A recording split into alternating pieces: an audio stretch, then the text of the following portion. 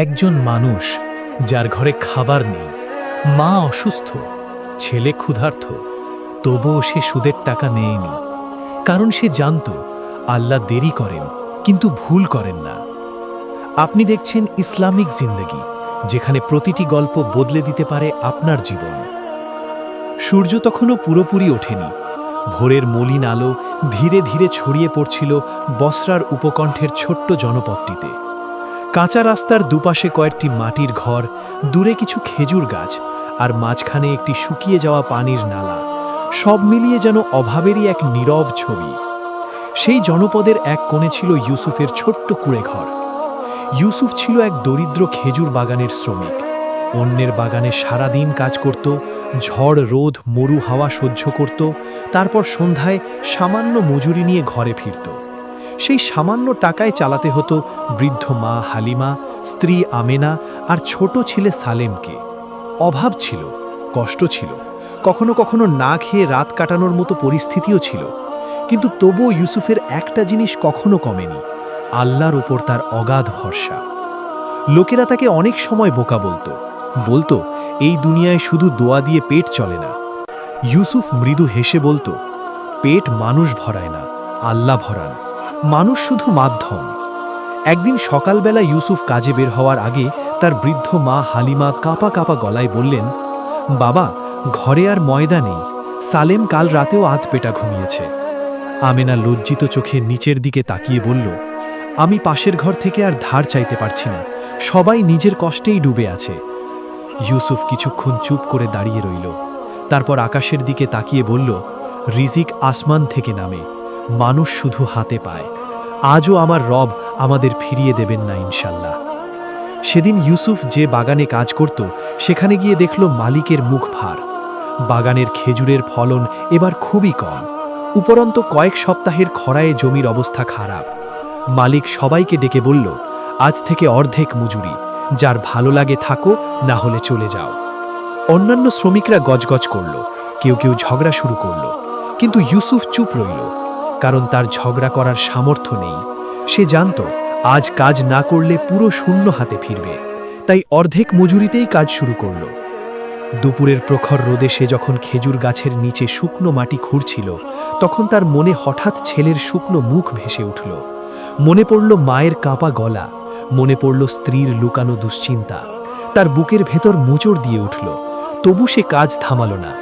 নিজের মনে শুধু বলল, হে আমার রব, তুমি আমার অন্তর দেখছ, আমি হারাম চাই না, আমি শুধু হালাল রিজিক চাই। দিন শেষে মালিক তাকে যে মজুরি দিল, তা এত কম যে তা দিয়ে আদসের আটা তিনলেও আর কিছু থাকবে না। ইউসুফ সেই কয়েন হাতে নিয়ে বাজারের দিকে হাঁটতে লাগল। পথমধ্যে তার দেখা হলো হারিস নামের এক ধনী ব্যবসায়ীর সঙ্গে। হারিস শহরের বড় মহাজন। লোকেরা বলে তার ধন সম্পদের শেষ নেই, কিন্তু সেই সম্পদের বড় অংশই এসেছে সুদ, জুলুম আর গরিবের অসহায়ত্ব বিক্রি করে। হারিস দূর থেকে ইউসুফকে দেখে ঠোঁট বাঁকালো। কি ইউসুফ, মুখ শুকনো কেন? আল্লাহর উপর ভরসা করতে করতে কি থালাও শুকিয়ে গেল?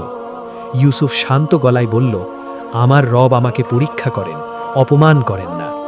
হারিস হেসে উঠল, পরীক্ষা না, এটা দরিদ্রতার অভিশাপ। শোনো, চাইলে আমি তোমাকে 10 স্বর্ণমুদ্রা দিতে পারি, খুব সহজ শর্ত, মাস শেষে 12টা ফেরত দেবে, তোমার ঘরে খাবারও থাকবে, ওষুধও থাকবে। ইউসুফ মাথা নিচু করল। প্রস্তাবটা তার কানে বিষের মতো শোনালো, অথচ ক্ষুধার্ত পরিবারের কথা মনে করে হৃদয় কেঁপে উঠল। হারিস আরও কাছে এসে বলল, বোকামি করো না, তোমার ছেলে না খেয়ে আছে, মা অসুস্থ, আর তুমি এখনো হালাল হারাম নিয়ে ভাবছ। ইউসুফ ধীরে ধীরে মাথা তুলল, যে রিজিক আল্লাহর নাফরমানি দিয়ে আসে তাতে বরকত থাকে না। আমি না খেয়ে থাকব, তবুও সুদের দরজায় দাঁড়াবো না। হারিসের চোখ লাল হয়ে উঠল। অহংকার দেখাচ্ছ? ঠিক আছে, সময় তোমাকে শিখিয়ে দেবে। ইউসুফ সামান্য আটা আর কিছু শুকনো খেজুর কিনে ঘরে ফিরল। সেদিন রাতে 4 জন মানুষ মিলে অল্প একটু খাবার ভাগ করে খেল। সালেম খেতে খেতে বাবাকে জিজ্ঞেস করল, আব্বা, কাল কি আমরা পেট ভরে খাবো? এই প্রশ্ন শুনে ইউসুফের গলা শুকিয়ে গেল, তবু সে মাথায় হাত রেখে বলল, যদি আল্লাহ চান, অবশ্যই। পরদিন ভোরে নতুন বিপদ এলো। হালিমার জ্বর বেড়ে গেল, শ্বাসকষ্ট শুরু হলো। শহরের হাকিমের কাছে ওষুধ আনতে হবে, কিন্তু ঘরে টাকা নেই। আমেনা কাঁদো কাঁদো গলায় বলল, এভাবে তো হবে না ইউসুফ, অন্তত ধার করো। ইউসুফ বলল, ধার করব, কিন্তু হারাম পথে না। সে মহল্লার কয়েকজনের কাছে গেল, সবাই গরিব, কেউ দিতে পারল না। শেষ পর্যন্ত সে শহরের মসজিদের বাইরে গিয়ে 2 রাকাত নফল নামাজ পড়ল। দীর্ঘ সিজদায় কেঁদে বলল, হে আমার রব, আমার মা অসুস্থ, আমার ঘর অভাবে ভরা, কিন্তু আমি তোমার হারামকে হালাল করব না। তুমি আমার জন্য এমন দরজা খুলে দাও যা আমি কল্পনাও করিনি। মসজিদ থেকে বের হয়ে ইউসুফ সিদ্ধান্ত নিল আজ শহরের বাইরের পুরনো খেজুর বাগানে যাবে। অনেক দিন পরিত্যক্ত পড়ে আছে জায়গাটা, কেউ যায় না, কারণ সেখানে কাজ কম, ফল কম আর কষ্ট বেশি। কিন্তু ইউসুফ ভাবল হয়তো শুকনো ডালপালা কুড়িয়ে বাজারে বিক্রি করতে পারবে। বিকেলের দিকে সে বাগানের গভীরে ঢুকে পড়ে।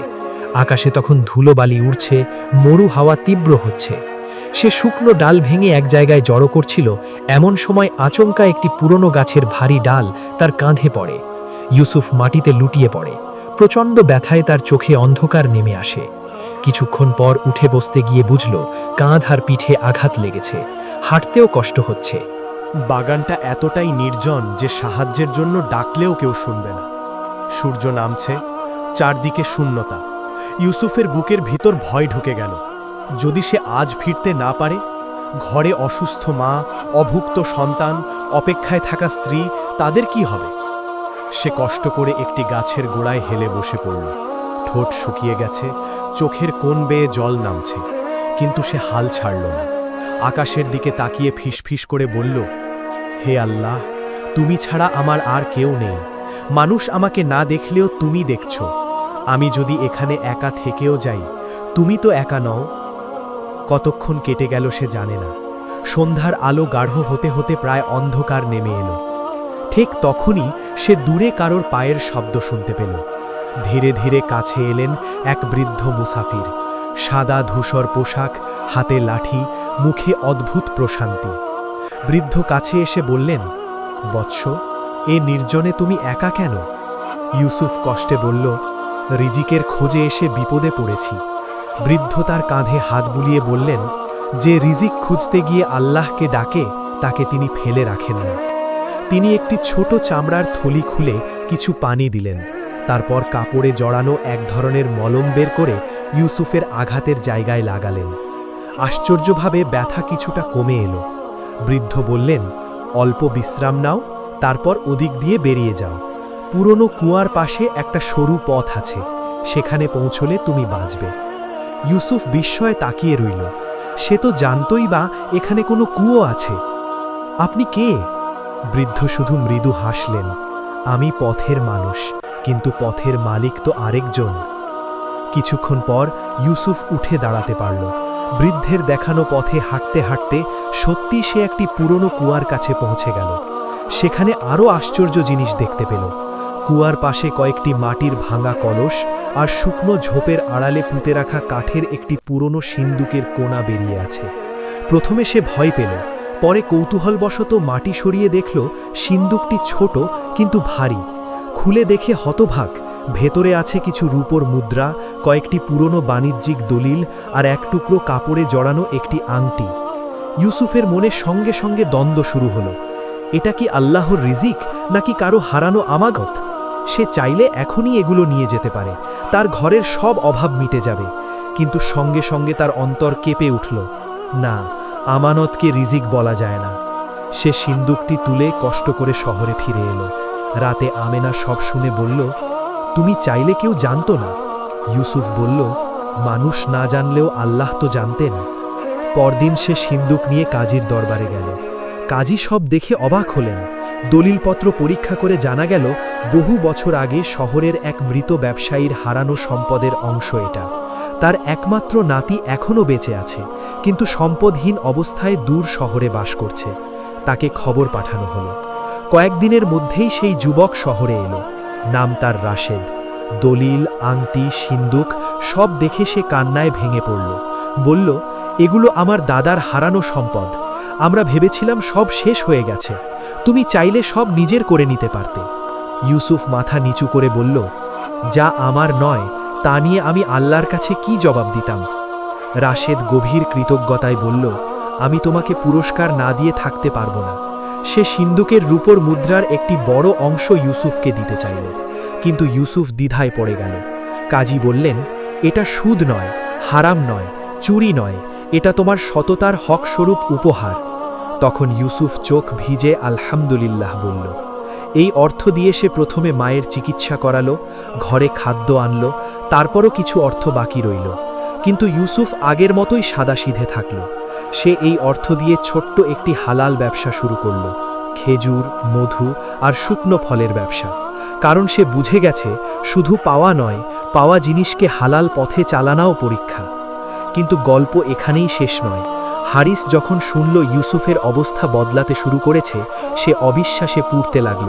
অসম্ভব, যে লোক আমার সুদের টাকা নিল না, সে আবার উঠে দাঁড়ায় কিভাবে? তার অন্তরে হিংসা জন্ম নিল। সে বাজারে গোপনে ইউসুফের বিরুদ্ধে অপবাদ ছড়াতে লাগল, যে নাকি সে হারানো ধন নিজের জন্য লুকিয়েছিল, যে নাকি সে কাজীকে ফাঁকি দিয়েছে, ওর ব্যবসায় বরকত নয়, চালাকি আছে। কিছু সরল লোক এই কথা বিশ্বাস করল। ইউসুফ অপমানিত হল, কিন্তু প্রতিবাদে চিৎকার করল না, শুধু বলল, সত্যকে প্রমাণ করতে সময় লাগে, মিথ্যাকে ছড়াতে জিহ্বাই যথেষ্ট। এদিকে কয়েক মাস পর বসরায় ভয়াবহ ঝড় শুরু হলো। বৃষ্টি হলো, তারপর পাহাড়ি ঢল নেমে শহরের উপকণ্ঠ প্লাবিত হয়ে গেল। গরিব মানুষের ঘরবাড়ি ভেসে যেতে লাগল। খাদ্য, পানি, আশ্রয়ের তীব্র সংকট সৃষ্টি হলো। ইউসুফ তখন সদ্য ব্যবসায় একটু দাঁড়িয়েছে। তার গুদামে কিছু খাদ্য সামগ্রী ছিল। আমেনা বলল, এখন যদি সব বিলিয়ে দাও, আমরা আবার আগের মতো নিঃস্ব হয়ে যাব। ইউসুফ চুপ করে রইল। তারপর মায়ের দিকে তাকালো। হালিমা তাসবি ঘোরাতে ঘোরাতে বললেন, বাবা, আল্লাহ তোমাকে অভাবের স্বাদ দিয়েছেন, যাতে তুমি প্রাচুর্যে কৃপণ না হও। এই কথা শুনে ইউসুফ সিদ্ধান্ত নিল। সে গুদাম খুলে দিল। গরিব, মুসাফির, বন্যার্থ সবাইকে খাবার দিতে লাগল। সে নিজে কাঁধে বস্তা তুলে ভিজে রাস্তায় রাস্তায় সাহায্য পৌঁছে দিল। শহরের মানুষ অবাক হয়ে গেল। আর হারিস, তার বিশাল দালানে খাদ্য মজুদ ছিল। লোকেরা সাহায্য চাইতে গেলে দরজা বন্ধ করে দিল।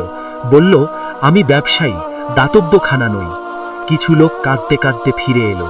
কেউ কেউ বলল, আজ বোঝা গেল ধন বড় না, অন্তর বড়। কয়েকদিন পর বিপদ আরও বাড়ল। হঠাৎ খবর এলো হারিসের গুদামের দেয়াল ধসে গেছে। ভেতরের খাদ্যের বড় অংশ পানিতে নষ্ট হয়ে গেছে। তার কয়েকজন চাকরও পালিয়ে গেছে। এখন সে নিজেই খাবারের সংকটে পড়েছে। এই সংবাদ শুনে বাজারের অনেকে মনে মনে খুশি হলো। কেউ বলল, এটা তার কর্মফল। কিন্তু ইউসুফ বলল, মমিনের অন্তর প্রতিশোধে নয়, শিক্ষায় শান্তি পায়। সে নিজেই কিছু খাদ্য নিয়ে হারিসের দরজায় গেল। হারিস দরজা খুলে ইউসুফকে দেখে হতভম্ব। তুমি আমাকে সাহায্য করতে এসেছ? ইউসুফ শান্তভাবে বলল, ক্ষুধা যখন দরজায় আসে, তখন শত্রুতাও ছোট হয়ে যায়। হারিস থরথর কাঁপতে লাগল। তার চোখে জল এসে গেল। আমি তোমাকে অপমান করেছি, প্রলোভন দিয়েছি, বদনাম করেছি, আর তুমি আমাকে খাবার দিলে? ইউসুফ বলল, আমি তোমাকে নয়, আল্লাহ সন্তুষ্টিকে খাওয়াতে এসেছি। এই কথাগুলো হারিসের হৃদয়ে বজ্রপাতের মতো আঘাত করল।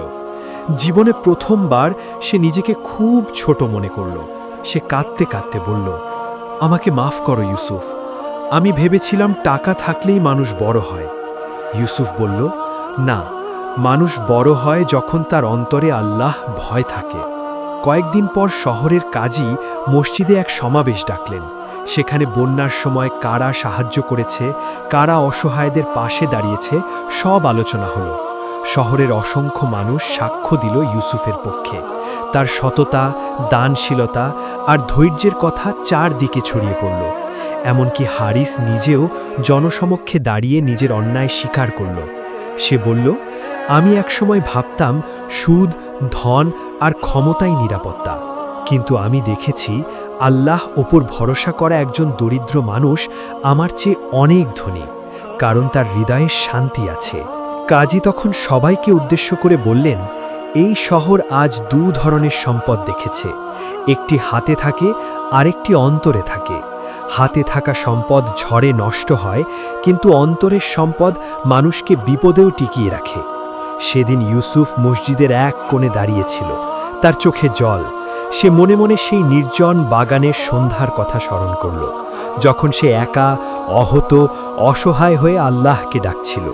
সে ভাবল, যদি সেদিন সে সুদের দিকে ঝুঁকে পড়ত, যদি হারানো সিন্দুক নিজের করে নিত, যদি অপবাদের বদলা অপবাদে দিত, তাহলে কি আজকের এই প্রশান্তি পেত? রাতে ঘরে ফিরে সে ছেলেকে বুকে জড়িয়ে ধরল। সালেম এখন আগের চেয়ে অনেক হাসি খুশি, আমেনা শান্ত, হালিমার মুখেও প্রশান্তি। ইউসুফ বাইরে তাকিয়ে আকাশের তারাগুলো দেখল, তারপর নিচু গলায় বলল, হে আমার রব, তুমি সত্যিই দেরি করো, কিন্তু ভুল করো না। তার বৃদ্ধ মা বললেন, বাবা, মনে রেখো, আল্লাহ কখনো তার বান্দাকে ভুলে যান না, শুধু তিনি দেখেন বান্দা তাকে ভুলে যায় কিনা। সেই রাতের পর ইউসুফের জীবন আরেকটু বদলালো। সে ধনী হওয়ার জন্য নয়, বরকতপূর্ণ হওয়ার জন্য বাঁচতে শিখল। তার ব্যবসা বাড়ল, কিন্তু সে তার দরজা গরিবের জন্য খুলে রাখল। কেউ ধার চাইলে সুদ ছাড়াই সাহায্য করত, কেউ ক্ষুধার্ত হলে খালি ফিরিয়ে দিত না, কেউ হতাশ হলে বলতো, দরজা বন্ধ দেখলে আকাশের দিকে তাকাও। মানুষের হিসাব শেষ হলেও আল্লাহ রহমত শেষ হয় না।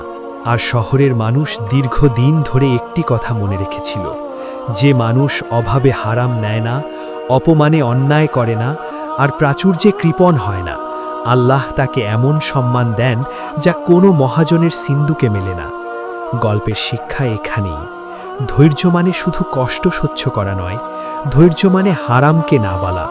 তাওয়াক্কুল মানে বসে থাকা নয়, তাওয়াক্কুল মানে চেষ্টা করা, তারপর ফল আল্লাহর হাতে ছেড়ে দেওয়া।